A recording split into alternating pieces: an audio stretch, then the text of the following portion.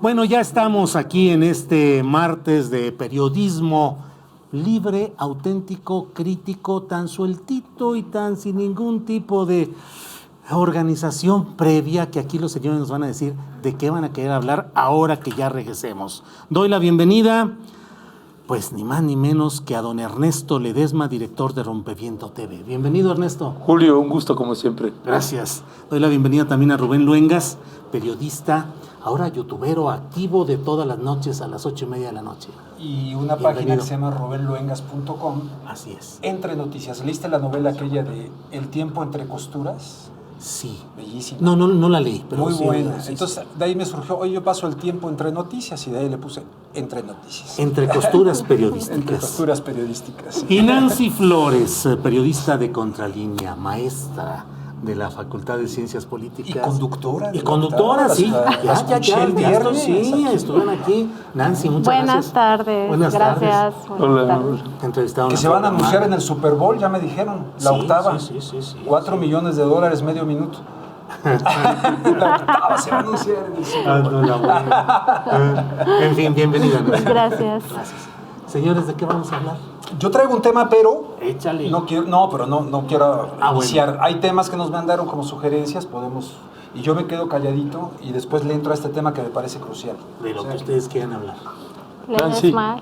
Ok. Bueno, yo quisiera abrir con un tema que no estaba en las sugerencias, pero que me parece importantísimo y grave, que es el caso de Humberto Moreira y Sergio Aguayo. O sea, la demanda que procedió de Humberto Moreira y en la condición actual en la que está Sergio Aguayo, y que retomo, ¿no? Hay una parte de cuando detienen en aquel 2016 y que todos estábamos muy felices que en España habían detenido a Humberto Moreira, sí, y que finalmente sucedía en otro país lo que queríamos que sucediera acá. Ahí en el diario Reforma, el 20 de enero, Sergio Aguayo escribe: Humberto Moreira se enfrenta finalmente a una justicia, la española, que con ese acto muestra que las instituciones mexicanas son virtuosas de la protección y de los corruptos. Y hay otra parte donde dice: Moreira es un político que desprende el hedor corrupto, ¿no? Y eso estamos hablando de enero de 2016. En julio viene Moreira, mete una demanda una vez que lo liberaron de España por daño moral. Es que, hasta la defensa que quiere hacer insulta por toda la estela de corrupción, del hedor corrupto, ¿no?, que despide Humberto Moreira, ¿no? Y después, en octubre del año pasado, un juez de lo civil declara a favor de Moreira, ¿no?, y sentencia a pagar 10 millones de pesos a Sergio Aguayo. Y ahorita, oye, tuvo que dar una fianza de 450,000 para evitar un embargo en sus cosas particulares. Y me parece que el gremio periodístico, la sociedad civil en general, pero permíteme hablar de nuestro medio, o sea, tenemos que unirnos y tenemos que defender entre todos a Sergio Aguayo, y tenemos que poner el reflector fuerte en Humberto Moreira y en el juez de lo segundo de lo civil de aquí de la Ciudad de México, porque tienes un juez que ya había fallado en favor de primera instancia, el que había fallado ya en favor de Sergio Aguayo, y lo revoca y sentencia a 10 millones. De veras que ojalá esto se convierta en un escándalo mayúsculo y que nos permita, más allá de que si simpatizas o no con Sergio Aguayo, esto no lo podemos permitir, ¿no? Rubén Luengas, ¿qué opinas al respecto? Totalmente de acuerdo. Es un atentado no únicamente en contra de Sergio Aguayo, sino que se trata de criminalizar el periodismo y la libertad de expresión. Y hay una tendencia ya de muchos políticos mexicanos involucrados hasta el cuello en la corrupción, que están buscando esas opciones, sobre pretexto de la difamación moral, con cualquier pretexto poder tirar todas sus baterías de corrupción en complicidad con instancias del Poder Judicial para poner en jaque a los periodistas. Esto es una ley mordaza. Muchas personas, ahorita que tú dijiste esto y repetiste, digo, bueno, a ver si no te demanda el señor Morena. Sí, claro. Por eso lo hice, ¿verdad? Con esa intención. Digamos que somos el cártel contra los hediondamente corruptos, estos políticos como Humberto Moreira. Es que pagar esa fianza, pero uno como yo que me dice Fifi, claro. Yo no tengo, tú eres dueño de un canal. Demándalo también. Les voy a decir dónde pero vives, es eso, es un atentado en toda, y sin show. Ajá. Sin montajes, ¿no? De cosas así. Yo estoy con Sergio Aguayo absolutamente en este caso. Maestra Nancy Flores. Pues es un tema la judicialización del trabajo periodístico y de las opiniones, en este caso de un académico como Sergio Aguayo, ¿no? Es una tendencia que ya veíamos desde hace unos 15 años, un poco más, donde las autoridades no han querido realmente observar esta problemática, ¿no? Sobre todo en el Poder Judicial, que además hay que decir que el Poder Judicial tiene un problema de corrupción terrible. Es decir, muchos de estos casos por daño moral en contra de periodistas los ganan no porque tengan la razón de que se ha difamado a la persona, sino porque hay un acto de corrupción donde se compra a jueces y magistrados, ¿no? Es un poco la historia que ha vivido Contralínea, con más de 20 demandas que tuvimos por daño moral precisamente, donde incluso algunos empresarios contratistas de petróleos mexicanos decían que nos iban a acabar, ¿no? Con toda esta andanada judicial.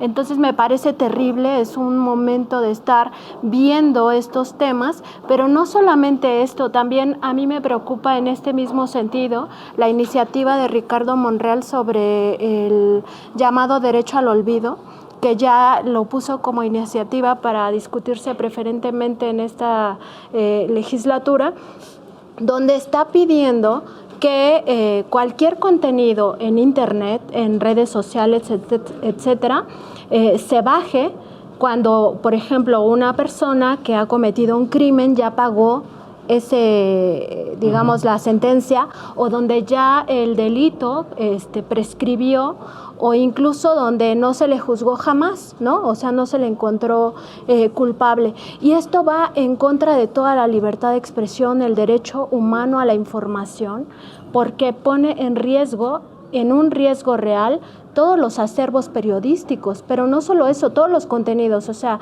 cuando se habla de videos, audios, etcétera, etcétera, donde se publica el nombre de una persona física o moral, y esto también es muy importante, las empresas van a poder ampararse por este derecho al olvido, y entonces van a tener que retirar los contenidos quien quiera que lo subió, ¿no? Y además con el riesgo de que te sancionen. Entonces estamos en un momento crucial, no solamente el tema de la judicialización por la vía de la difamación, sino también por este otro intento que no se habían atrevido ni el PRI ni el PAN. A mí me sorprende que ahora Morena lo lleve ya a legislación. De hecho, yo que además de vender pozole y menudo los domingos, soy director de la Jornada San Luis, he de decir que hay empresas con abogados y con presión que se dedican a promover que desde baja de tus archivos periodísticos, sobre todo los de internet, casos como estos, de sentencias,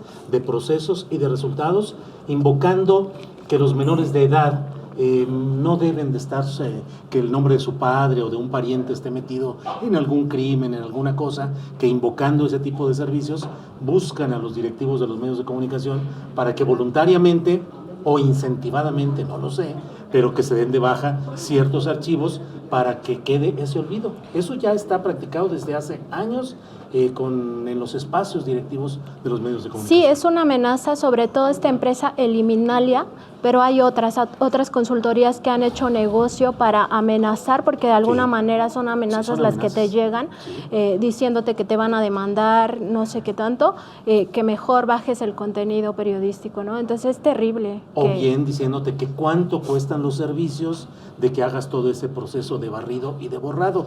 Sabemos que puede ser una cantidad muy alta. Usted, por favor, fije y díganos a cuánto ascenderían esos servicios para hacerle un depósito. No, y fíjate, regresando al caso de Sergio Aguayo, es un artículo de opinión. Sí. Opinión, ni siquiera es una investigación donde Claro. estás inventando un dato. No, es un artículo de opinión. Y a mí me parece que si hay una cacería de los jueces o de un ala corrupta, si hay una cacería contra periodistas, pues que también tenemos que hacer los periodistas y sociedad civil en general una cacería justa y ética, ¿no?, contra jueces. Hay que supervisar y hay que ver también ahí el presidente de la Suprema Corte de Justicia, que tendrá que apretar. Claro. Este magistrado que falló en contra de Sergio Aguayo es el magistrado Francisco José Uber Olea Contró, ¿no? Y habría que darle un seguimiento, además al historial que tiene este personaje. Con una historia en la cual un hermano de este personaje fue beneficiado en el gobierno del propio Rubén Moreira. Pero, maestro Rubén Luengas, permítame cometer una injusticia más de las muchas que cometen aquí en este espacio contra usted, para cortar, irnos a un corte comercial y regresa usted ya con la palabra. Vamos a hacer un corte comercial, ya volvemos. Aquí seguimos con los maestros del periodismo, con Nancy Flores, con Ernesto Ledesma y con Rubén Luengas. La secretaria de Gobernación ha dicho, Olga Sánchez Cordero, ha dicho que aclara que no se canceló la expedición de una cédula de identidad, que solo se hace una pausa para analizar alternativas. Por otra parte, un fuerte sismo entre las costas de Cuba y Jamaica. La información está llegando, pero eso ha sucedido ya hace unos minutos. Bueno, pues volvamos a este tema. Estábamos aquí muy emocionados con todo este asunto. Le toca al maestro Rubén Luengas, pero dice que si ustedes quieren terminar con... Agregar eso, ¿no? Porque sí, yo le daría otro matiz y luego cambiaría a un tema que no estaba en las propuestas. Si quieren agregar algo de lo de Sergio Aguayo, que evidentemente es... Aprovechen o callen para siempre. No, yo nada más reitero que ojalá podamos unirnos en el gremio periodístico, porque además aquí hay que ver también el papel del medio de comunicación. En este caso, él escribe en Reforma, y aunque Sergio Aguayo tiene su defensoría, me parece que es con artículo 19, y que son buenísimos en el tema, hay que ver el respaldo que le tiene que dar el diario Reforma. Por ejemplo, ¿quién está pagando Los servicios de abogados? Claro, ¿no? Y ahorita que tuvo que pagar Los 450,000, ¿no? Pues ya quiero ver, a cualquiera de nosotros nos pasa y a ver de dónde sacas, ¿no? Sí, me parece grave, ¿no? Me parece grave y ojalá se le pueda dar una... Como una grave es la dimensión. falta de un organismo real de solidaridad y de gremio de lucha de los periodistas. Nos gana el individualismo, la competencia, los celos, el ego, todo eso, y nunca se ha podido tener una organización. Hubo una famosa, la Unión de Periodistas Democráticos, donde participaron Jorge Meléndez, el maestro Miguel Ángel Granados Chapa fue presidente de ella, Rogelio Hernández López fue uno de los grandes impulsores, mi amigo, no hermano de sangre, pero él un gran impulsor de todo esto. Yo mismo fui parte de la directiva de la Unión de Periodistas Democráticos, la UPD, pero no ha vuelto a haber nada que nos permita defender realmente. Bueno, la unión del gremio es complicadísimo. Complicadísimo. Y ahí nada más quería agregar esta parte, a lo mejor pensando en qué hacer, ¿no? Más allá de la denuncia o la queja, que a lo mejor pudiéramos entre todos pedirle a toda la gente que todos donemos 10 pesos. Un peso, 450,000 personas, ¿no? Y sumarse a apoyar a Sergio Aguayo. No podemos dejarlo ahí solo, ¿no? Sería bien eso, además de comprar los cachitos para la rifa del avión presidencial, también de a 100 pesos que diéramos cada uno, con 450 ya estaríamos, con 4,500 personas ya estaríamos de ese lado. Les comento que una columnucha que se llama Astillero publicó hace ya algún rato. Ese es de grilla, si no hay que hacerle caso. Pero publicó ya hace meses atrás esto. 4 días antes de dejar la gubernatura de Coahuila, Rubén Moreira Valdés, expidió la patente de aspirante a notario público a Jean-Paul Hubert Olea Contró, un abogado sin ejercicio profesional en la entidad, que se definía más bien como consultor político, especialista en estrategia, gerencia jurídica y defensa de voto. Rubén Moreira le entregó 4 días antes de irse esta patente de notario público al hermano del juez que está sentenciando al propio Sergio Así o más Aguayo. clarito, pues, ¿no? Bueno, perdón, para cerrar esto. No, nada más decir que en efecto esta parte de la corrupción en el Poder Judicial no podemos obviarla, ¿no? Muchas de las sentencias en contra de periodistas, en contra de la libertad de expresión, justamente de la libertad de opinión, porque aquí estamos hablando que era una opinión, como decía... Ay, se me acaba de olvidar tu nombre. Ernesto. Ernesto. Como decía Ernesto, es un tema de opinión, ¿no? Entonces, me parece que hay que centrarnos, sí, en ver lo que está pasando en el Poder Judicial, porque ellos tienen mucho de responsabilidad sobre lo que estamos viviendo en este país de injusticias, ¿no? Entonces, es un tema muy importante y, por supuesto, solidarizarnos con Sergio Aguayo. Maestro Rubén Nada más Luengas. tenía que, es evidente que los periodistas tenemos que ser responsables y no Claro. tenemos el derecho a calumniar. Claro. Si expresamos una opinión, tenemos la obligación de fundamentarla. En general, estoy hablando en general, porque también existe Claro. un tipo de periodismo que no es periodismo, sino que son sicarios y se encargan de realizar esa manufacturación de una idea para crear la opinión pública. Esa es otra historia, ¿no? Pero la libertad de poder señalar a un personaje como este señor, ¿no? En una columna de opinión y caer en esto, pues estamos ya en el cinismo de que lo grave no es que las cosas pasen, lo grave es que se sepan. Y ahí está lo delicado del asunto. Y eso me remite, si bien es cierto ahorita se cita el caso de Sergio Aguayo en el ámbito nacional, acabamos de vivir internacionalmente una jornada de solidaridad con Julian Assange. Claro. Y ahí estamos también con que Julian Assange, independientemente de que hay personas que dicen, no, usted no sabe el origen de Wikileaks, que sirve para los rusos, jajaja.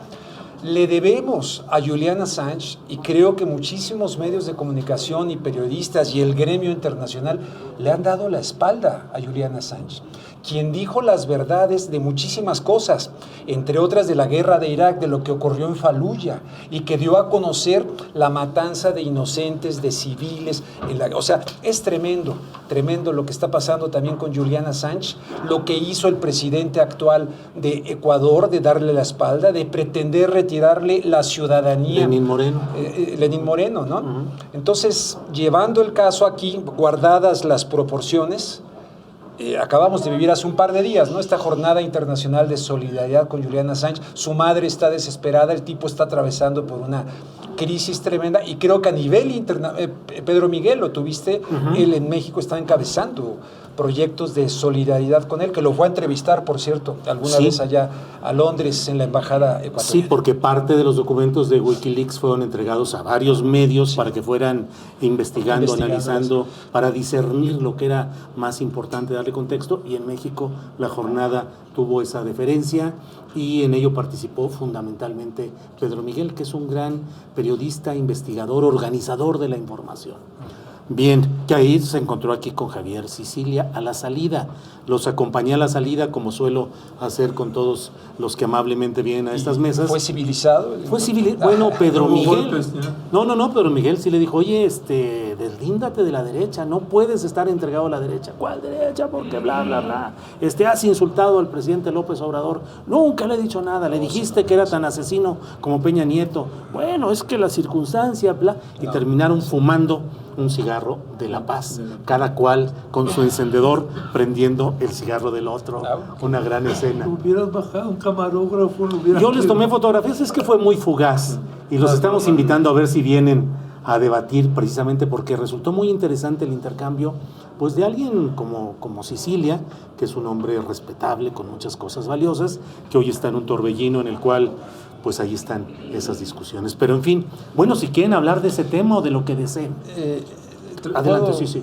¿Era el tema de Julián? ¿O cuál era el No, tema? pero si quieres... Sí. No, de Julián lo dije simple y sencillamente en referencia a lo anterior. No, hay una organización que se llama Armed Conflict Location and Event Data Project.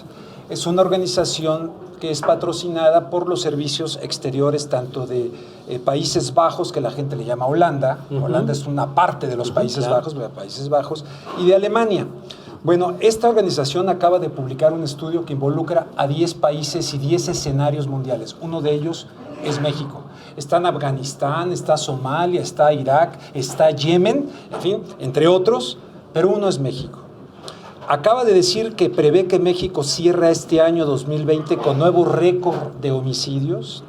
Advierte también sobre la evolución de los cárteles en organizaciones insurgentes. O sea, es tremendo lo que está diciendo esta organización. No estoy avalándolo. Claro, solo estás informando. Solo lo estoy informando. Dice que más allá de los 31,000 homicidios contabilizados en los últimos 12 meses, esta organización registró 12,700 eventos de violencia y protesta política, así como 9,200 fatalidades en los últimos 12 meses. Pero da otro dato tremendo: el 77% de los eventos registrados por esta organización, de la cual se nutren la ONU, diferentes organizaciones, fueron actos de violencia delictiva contra civiles. Esto es muy interesante porque en el contexto de guerras, antes las guerras se peleaban soldados contra soldados y tal. En las últimas guerras, Irak, etcétera, las principales víctimas han sido civiles. Pues desde este punto de vista también, dice, el 15% fue de enfrentamientos de fuerzas del Estado y milicias, y 6% choques entre organizaciones criminales y 1% de agresiones de actores estatales contra civiles. Concluye que México está ante un panorama de violencia política vigente y letal, con una debilidad del aparato de seguridad, y sostiene que la violencia estructural requiere soluciones a largo plazo con el fortalecimiento de la policía, de la justicia, de los sistemas penitenciarios. México se enfrenta, dice, a un mercado, utiliza la palabra mercado criminal, cada vez más complejo, fragmentado y multipolar. Y todo esto como derivado de los altísimos índices de impunidad. Repito el nombre de la organización, es en inglés, ¿no? Armed Conflict Location and Event Data Project, con patrocinio de Alemania y de los Países Bajos, de la cual forma, de estos 10 países de escenarios brutales de violencia, México incluido. Oye, pero me perdí. ¿En qué periodo está hablando? ¿De qué periodo? De los últimos 12 meses, o sea, del último año. El año de López Obrador. Maestra Nancy Flores, ¿qué vas a hacer cuando te saques el avión? Ay, yo pensé que íbamos a seguir hablando de esto. Bueno, no, si quieres hablar de eso, desde luego. Bueno, es que esta organización pone como ejemplos para decir que los cárteles están avanzando hacia insurgencia. Exactamente, hacia que eso. Yo no lo sé, ¿verdad? Pero lo mismo decía Hillary Clinton hace años, de México, me llama la atención. Y entre algunos ejemplos de los que pone es el tema de Ovidio, o sea, cómo el cártel de Sinaloa o un fragmento del cártel de Sinaloa se organiza para impedir la detención de este joven, ¿no? Hijo del Chapo Guzmán. Sí, exacto. También incluye el evento de los Levarón, donde estas familias, estas 3 mujeres y 6 niños son asesinados, ¿no? Y dice, así como se organizan, estos grupos criminales ya están con esta tendencia. Habría que ver, ¿no? Porque finalmente ellos no están en México, ¿no? Y es un poco también la visión que a veces se tiene cuando se les dice grupos terroristas.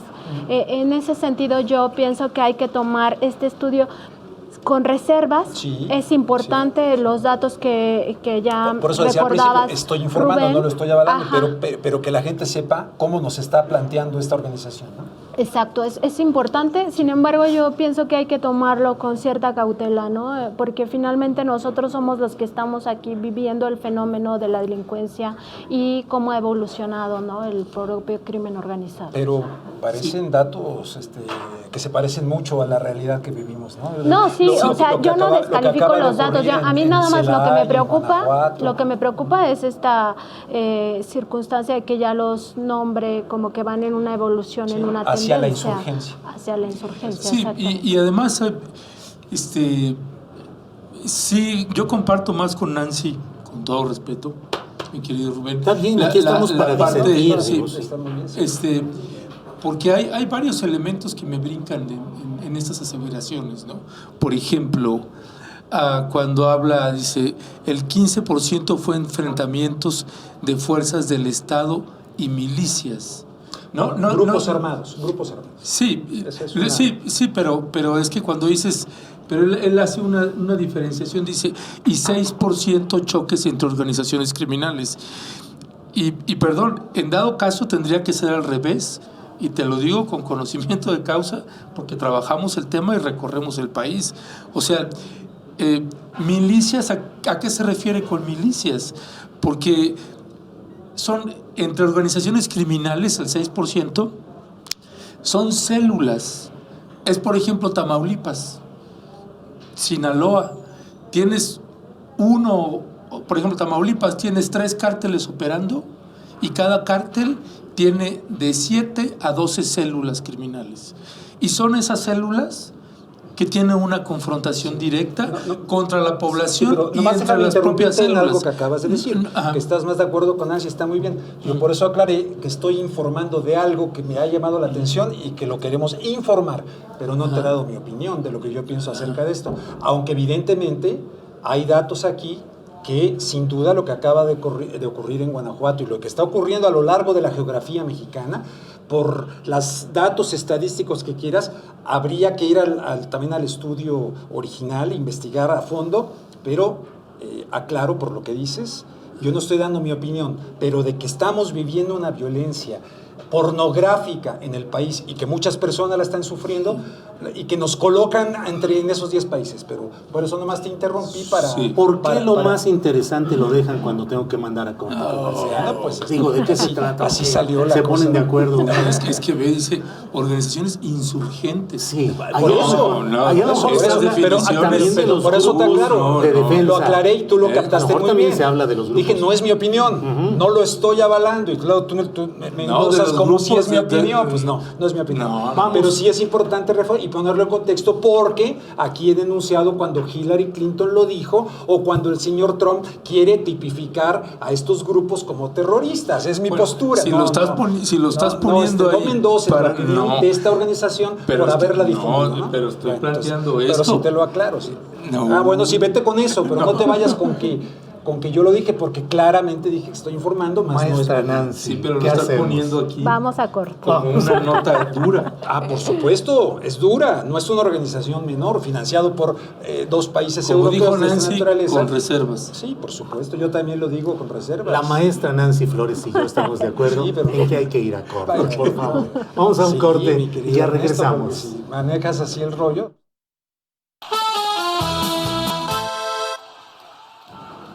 Maestra Nancy, ¿qué hacemos con estos alumnos peleoneros? Que están nomás peleándose. Mira, nada más. Los tuvimos que separar ahorita en el intermedio. Nos limpiamos la sangre y todo. Sí. Él no fuma como Cecilia. Yo le hubiera encendido el cigarro, no hay problema. Pero como yo no fumo tampoco. Bueno. Pero, o sea... Bueno, espérenme tantito. ¿Qué les parece si escuchamos a Sergio Aguayo, que está en España y nos está tomando está en España. la llamada? Así es. Sergio, buenas tardes. Noches, donde tú estás. Noches, Julio. Así es. Sergio, pues aquí enterándonos de esta noticia que a todos nos aflige, nos enoja, nos indigna, todo lo que hemos visto de la conjunción de factores de poder que han llevado a esta sentencia que implica un embargo por 10 millones de pesos a tu patrimonio en esta segunda instancia y pues ya has depositado una parte, una garantía para que no proceda. ¿Qué nos puedes decir de lo que está sucediendo, Sergio? Julio, que en tanto no se corrija la ley para evitar demandas tan frívolas como la que interpuso Humberto Moreira y que fue aceptada en la Ciudad de México, seguirán dándose este tipo de demandas que lo que buscan es hostigar al periodista, inhibir su libertad de expresión. El problema no está solo en quien demanda, sino en un sistema judicial, el capitalino y el de otros estados, por supuesto, que permiten este tipo de demandas. Yo estoy francamente decepcionado con la justicia capitalina, por la frivolidad con la cual se ha comportado, en este caso, por la facilidad que le ha dado en todo momento Humberto Moreira, y que le sigue dando. Creo que el problema, en la Ciudad de México hemos avanzado en muchos temas, pero en el Poder Judicial seguimos en el atraso. Bien. ¿Quieren preguntar algo, Ernesto, Nancy, Rubén? Sergio, te saluda Rubén Luengas, te mando un fuerte abrazo. Y hace ratito aquí Ernesto Ledesma, que está en la mesa, decía incluso sobre pasar la charola para ayudarte económicamente, pero la pregunta es muy sincera. Nosotros como periodistas, ¿cómo te podemos ayudar más allá de denunciar esto en nuestros medios? Porque coincidimos contigo en que se trata de un atentado en contra de la libertad de expresión y que se trata de inhibir a los periodistas para que no digamos nada. Mira, lo primero vamos a empezar en unos cuantos días con artículo 19 de propuesta cívica, una petición con el apoyo de Tatiana Cloutier de Morena y de Marta Tagle de Movimiento Ciudadano, entre otras diputadas, para un cambio de ley que eviten este tipo de demandas tan frívolas. Creo que ese sería un camino, apoyar esta iniciativa. Por supuesto, si yo necesito apoyo financiero, lo haré saber, pero es igualmente importante apoyar un cambio de ley y al mismo tiempo poner la mirada, observar con mucho cuidado la actitud con la cual poderes judiciales como el de la Ciudad de México permiten que nos interpongan este tipo de demandas en contra de los periodistas, porque el problema no es que te demanden por el daño moral, Rubén. Lo grave está en que el presunto agraviado tase su honor y diga: yo quiero 10 millones, 50, 20, 100, no hay límite. En Tamaulipas, mañana de Nuevo Laredo tiene demandas por 60 millones de pesos. Ese tipo de acciones sí desgastan porque te ponen una espada de Damocles, como me está sucediendo a mí, que un juez puede decir: bueno, embargue si no pone una garantía, o pongo una garantía y la garantía va de acuerdo al monto pedido por Moreira. Si Moreira hubiera pedido 100 millones de pesos, yo tendría que estar depositando 4,5 millones de pesos. Así de grave es la situación, Rubén. Bien, sí. Hola, ¿cómo estás, Sergio? Acá Ernesto Ledesma de Rompeviento TV.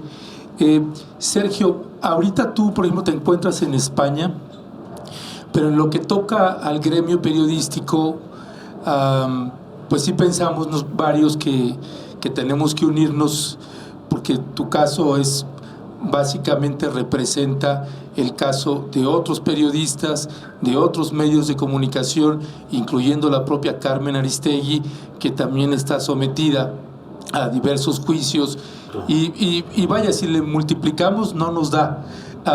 El punto es que no sé si ustedes estén también tratando de organizar al gremio periodístico o convocándolo a periodistas, a medios de comunicación, para lograr usar tu caso en el buen sentido de la palabra para protegernos entre todos.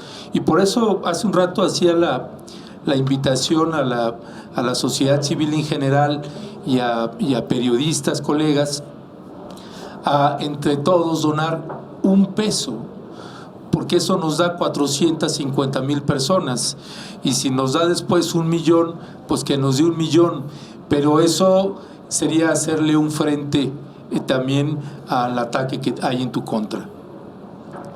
¿Qué es tu valoración? Muy agradecido. Mira, sí va a haber una iniciativa pensada no solo para apoyarme, sino para al mismo tiempo financiar la campaña para cambiar las leyes, porque vamos, yo ahora lo necesito, pero mañana será otro colega, cualquiera de ustedes, por cierto, pueden recibir una demanda de este tipo. En ese sentido, sí, tenemos que hacer un frente común y hacer un fondo que nos permita apoyarnos entre nosotros y al mismo tiempo hacer los cambios de leyes que se requieren. En este caso va a ser en lo federal, pero va a ser necesario cambiar leyes en varias entidades del país, para empezar en la Ciudad de México. Sergio, retomo la plática para decirte, la politóloga y académica Denise Dresser escribió Así la justicia en la 4T, y te pregunto si esto tiene alguna relación con la llamada 4T, porque en este escenario de polarización que estamos viviendo, pues en las redes hay un segmento de opinantes que consideran que es una represalia política, que es por tus críticas al gobierno federal actual. ¿Tú encuentras elementos o ingredientes para esta expresión de así la justicia en la 4T? Mira, Julio, yo lo que no, definitivamente respeto muchísimo a Denise y me está apoyando enormidades, pero este es un caso en el cual un exgobernador priista me demandó, en lugar de demandarme en su estado, en Coahuila, lo hizo en la Ciudad de México porque con el tiempo he confirmado que hay una red de corrupción que no tiene nada que ver con, de protección más bien, de protección, no de corrupción, de protección probablemente por corrupción, pero eso no lo sé, pero de que Humberto Moreira ha sido protegido en la Ciudad de México, no tengo ninguna duda, pero eso no tiene nada que ver con la 4T. Yo no lo obligaría. Si acaso lo que podría decir es que los gobiernos de izquierda, no de la 4T, sino del PRD, fueron omisos al exigir una reforma a profundidad en el Poder Judicial capitalino. Eso sí, pero bueno, eso no es la 4T, es el PRD. Yo no quisiera abonar esto, porque incluso en la Cámara de Diputados, Tatiana Cloutier de Morena es una de las principales impulsoras a la reforma legal federal. Lo que necesitamos ahora es concentrarnos en el Poder Judicial de la Ciudad de México, que definitivamente está muy mal. Bien, pues Sergio Aguayo, agradecemos mucho esta oportunidad de hablar contigo. Te mandamos, creo que los 4 de aquí a la mesa, un abrazo y nuestra solidaridad, y seguiremos en contacto, Sergio. Por supuesto, un gran abrazo. Gracias, Sergio Aguayo. Un abrazo. Sí. Bien, reflexiones sobre el tema, Nancy, Rubén, Ernesto. Lo que él decía, perdón.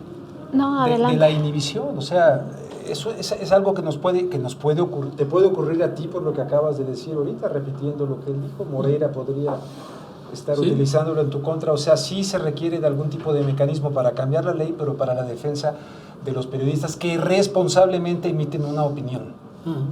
Ahí nada más decir que pues habría que ver si realmente va a haber un respaldo, ¿no? Porque recordemos que los políticos son los principales hostigadores de la prensa, es decir, ellos son los que demandan, los que hacen uso de estos mecanismos legales, y yo no estoy tan segura de que realmente vaya a tener una buena recepción esta iniciativa para cambiar las leyes, porque como yo decía, justamente ahora se va a discutir lo del derecho al olvido, ¿no? Entonces, claro, me parece que hay contradicciones en el propio Congreso. Sí.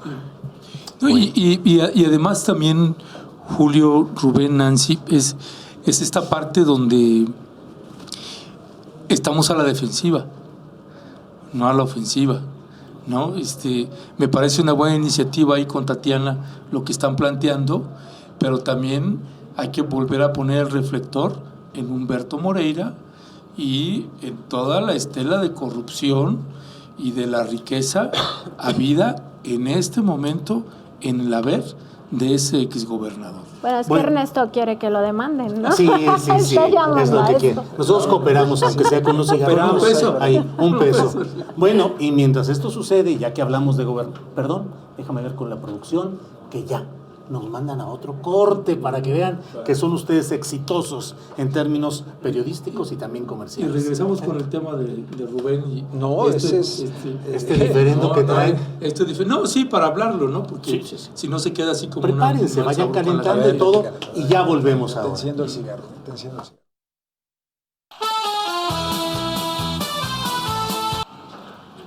Volvemos a la mesa de los maestros del periodismo con Nancy Flores, Rubén Luengas y Ernesto Ledesma. Por favor, pónganse los guantes y adelante. A ver. No, él quiere Llevan la aclarar pipa, algo. Nancy, Paz. tú y yo nomás nos toca aquí No, sí, presenciar. somos referees. Sí. No, a ver, hace un rato que la gente nos vio ahí discutiendo y demás.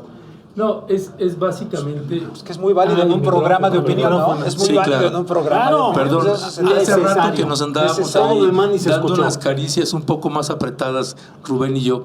No, sobre este artículo que nos estás compartiendo No, y que no es un disiento artículo, mucho, no es un y artículo, es un es un informe, estudio, un estudio. ajá, de un informe de esta organización, sí, vaya, disiento mucho del manejo de la información, porcentajes y demás. Que yo te planteara, que yo dijera, con todo respeto y demás, vaya, la parte del carneo, de la guasa, pero sí, la información no me checa. Ahora, tú decías hace un ratito, es que yo no lo estoy avalando, solamente lo estoy presentando. Déjame terminar. No, sí, sí. Entonces, lo que te pido es que le digas a la gente qué es tu opinión de ese informe. Con mucho gusto. Ya la iba a dar. Al principio dije, no estoy avalando, Ujú. tú sí estás informando, ¿verdad? Y después cité a Hillary Clinton, ¿por qué?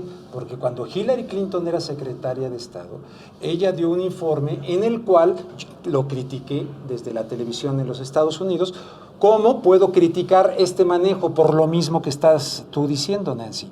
De querer tipificar ahora como terroristas a los grupos ¿no? Y ahora en esta organización como insurgencia, basándose en el culiacanazo y el asesinato de los de la familia Levarón. Entonces, lo que quiero dar a conocer es que esta organización, así como la gente dio a conocer que Donald Trump, ¿verdad?, dijo, vamos en la entrevista con este señor de la cadena Fox o que trabaja ahí, estoy tratando de poner justamente de que hay una línea en personajes internacionales, en este caso relaciones exteriores de Países Bajos y de Alemania, coincidiendo con lo que dijo Hillary Clinton años atrás, de querer ahora decir que los grupos del crimen organizado en México se van a comportar como insurgencia. Entonces es dar a conocer eso, que no avalo, estoy dando alguna síntesis de lo que no es un artículo, sino un estudio, para ponerlo a consideración y que justamente se puedan dar opiniones. Voy a Que es muy recurrir a la distinto maestra para- a que yo lo avale, ¿no? No Muy lo bien. avalo. Y nunca Vamos dije a- que lo avalabas. ¿no? Bueno, No. vamos. Miren, la Secretaría de Marina informa que el oleaje en las costas del Caribe mexicano podría elevarse hasta 1 metro como consecuencia del sismo que hubo en esta región. Según el reporte del Centro de Alerta de Tsunamis, la Secretaría de Marina añadió que la primera ola de hasta 1 metro de altura podría llegar a las 2 de la tarde con 34 minutos, hora del centro del país. Esto es una nota de Antonio Guzmán, compañero reportero de La Octava. Bueno, vayamos a Nancy. ¿De qué otra cosa para librar aquí este pleito que ya traen? ¿Cómo ves, amor? Oye, es muy normal. Esta discusión sana y Desde lo civilizada. más básico, vas a alimentar. Bajo el Si en lema de España paz. se No, sí, claro. no pasa nada. ¿Para qué discuten si lo pueden arreglar a golpes? Esa es la premisa de todo esto. Nancy, Morena con 2 presidentes ahora. Sí, bueno, el tema de Morena, yo pienso que ese partido está acabando su propia tumba. No tenía en el sistema de partidos que tenemos en México, no tenía realmente un partido opositor, ¿no? Después de la elección de 2018, lo que nos dimos cuenta es que Morena había crecido muchísimo en muy poco tiempo por todo el arrastre de López Obrador, pero en vez de capitalizar esto, lo que está haciendo Morena a últimas fechas es dilapidarlo en realidad, ¿no? Y ser un lastre incluso para el presidente López Obrador. Me parece que ellos están cavando su propia tumba al no permitir una sana transición dentro del partido, ¿no? Ahora están mismo descalificando a Jade Polemski, a Cuellar. Ramírez Alfonso Cuellar, Ramírez Cuellar, sí. diciendo que no fue una elección válida, ¿no? Entonces que su interinato es, digamos, que no existe, que es inviable, pero en realidad deberían ya de estar pensando en una transición real en el partido, en una construcción de figuras, porque yo no sé qué va a pasar cuando López Obrador ya acabe su sexenio. O sea, en realidad no hay ninguna otra figura que estén construyendo para realmente dar la batalla. ¿Y eso qué significa? Que los otros partidos se pueden fortalecer, ¿no? En este contexto. Maestro Ernesto Ledesma, ¿qué opinas de Jade Kolpolemsky? Mira, ya lo hemos hablado, de hecho, cuando estábamos solo en la radio, ahí en las otras oficinas de Radio Centro. Y bueno, un problema fundamental y sustantivo de un partido político es que su presidenta es una empresaria que no sabe bajar a las milicias, que no se enloda, que no corre campo, que no construye una estructura de partido político. Del se empezaron a surfear, como decía Nancy, en la ola de López Obrador. Hubo candidaturas en la elección del 18, hubo candidaturas, diputados, presidentes municipales de Morena, que no hicieron campaña. La pura ola de López Obrador los hizo ganar. Ahorita tienes las consecuencias. O sea, insisto, no hay ningún partido político que tenga un presidente de su partido capaz, cabal, un hombre o una mujer de Estado que sepa llevar el partido. Y ahorita tienes las consecuencias. Y peor aún, que no la quiere soltar. ¿No? Si, suponiendo que tiene razón o no tiene razón, ¿cuál es el papel que tendría que asumir ahorita Jade Col frente a esta circunstancia? ¿Invalidarlas como lo está haciendo ahorita? Me parece que ese tampoco sería el rumbo, aunque simpatizara con ella o dijera, no, ella es una gran presidenta de Morena. Me parece que tampoco esa sería la vía, ¿no? Tendría que abrir un amplio consenso, tendría que crear un consejo y hacer las circunstancias posibles para que se dirima esto. Nos quedan 2 minutos, Rubén. En 2 minutos yo te diría que me recuerda mucho una frase que alguna vez me dijo Carlos Castillo Peraza sobre el entonces PRD. Dijo, Rubén, el PRD no es un partido político, es la sombra de un caudillo. Me pregunto si Morena es realmente un partido político o es la sombra de su líder. Morena no está a la altura de las expectativas que la gente que votó por Morena y por López Obrador están pensando en una transformación de fondo en el país. No está a la altura, y este no es el único ejemplo, sino también lo que ocurrió en la sucesión de liderazgo de Morena en el Senado, con Martí Batres y todo aquello. Sus candidaturas, etcétera. No está a la altura de aquello, y a fin de cuentas, porque te escuché de en la mañana, que hablabas de que se reunió López Obrador con los del PRI y el PRI. Sí, correcto, pero lo que no se ha ido es la cultura priista, que está impregnada en diferentes partidos políticos y no hay un referente moral en la política, y lo está demostrando Morena, al grado de que el propio López Obrador ha anunciado que se deslinda, pero coincido con lo que dijo Nancy antes, en el sentido de que López Obrador, para hacer una transformación, necesita una plataforma política fuerte, porque no se va a poder solito o con su gabinete sin una plataforma política, un partido político que esté a la altura de lo que la sociedad mexicana espera de una transformación real. Nancy, ya para cerrar, nos queda 1 minuto. ¿Cómo te ves ya con tu boletito de la rifa del avión presidencial? ¿Cómo ves lo que anunció hoy el presidente? Nos queda 1 minuto. Pues me parece que todavía hay puntos que el presidente debe de aclarar sobre esa rifa. Yo creo que sí se venderían todos los boletos, sin embargo nos debería de hablar de un escenario donde no se vendieran todos los boletos. Entonces, ¿qué pasaría con esa deuda? Si la asume el gobierno federal o no. Entonces hay que aclarar varios puntos. Sin embargo, yo creo que sí hay mucha gente interesada en apoyar al gobierno, sobre todo al esquema de salud que está planteando, pero si no se llegara a cumplir la meta, ¿qué pasaría entonces con la rifa? ¿Se pospondría? ¿El gobierno sería el que asumiría ese costo? ¿O qué pasaría, no? Que nos explique. Eso sería muy importante. Bueno, pues estamos ya al final de este programa de la Mesa de los Maestros del Periodismo. Gracias, Ernesto Ledesma. Gracias, Julio. Gracias, Rubén Luengas. Muchas gracias. Gracias, Nancy. Gracias, Julio. Gracias a todos ustedes. Nos